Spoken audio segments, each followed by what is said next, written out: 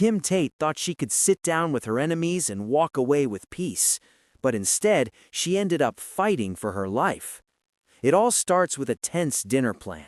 Kim is determined to call a truce with the Dingle family, something that already sounds like a disaster waiting to happen. Even in the moments leading up to it, there's doubt in the air. Gabby brushes it off like nothing could go wrong, but Graham isn't buying it. He warns her straight up, the Dingles aren't coming for peace, they've got their knives out. And ironically, he tells Kim she's basically picking her poison, a line that hits way harder later. Meanwhile, over at the pub, the mood is just as uneasy. Chaz and Liam are already questioning how this dinner is going. But Chaz isn't worried about Kim, she's worried about her own family turning on each other. And that fear, it becomes very real, very fast. Because out of nowhere, everything spirals. Billy gets a call, and suddenly the word poisoning changes everything. Kim collapses. Just like that, the dinner meant to fix everything turns into chaos. And now it's not about peace anymore. It's about who tried to take her out.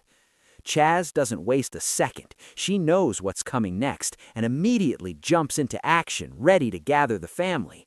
But there's one huge problem. No one trusts anyone. The Dingles start turning on each other, accusations flying left and right, and the tension explodes. And then things get even more intense. Graham steps in, armed with information, and drops a bombshell. There's a poisoner in their midst, and he's going to expose them. Now everyone's a suspect. But not for long. Lydia is quickly ruled out. Everyone knows she's close to Kim, so there's no way she'd do something like this. But that just narrows the field and puts a spotlight on someone else. Sam. He suddenly finds himself right in the firing line. Why? Because he was the one who gathered the mushrooms used in the meal, something he did under Cain's orders. And just like that, suspicion flips. Sam fires back, accusing Cain of setting him up, or worse, using him to do the dirty work. Now it's not just about who poisoned Kim, it's about whether this was planned from the start, and how deep the betrayal really goes.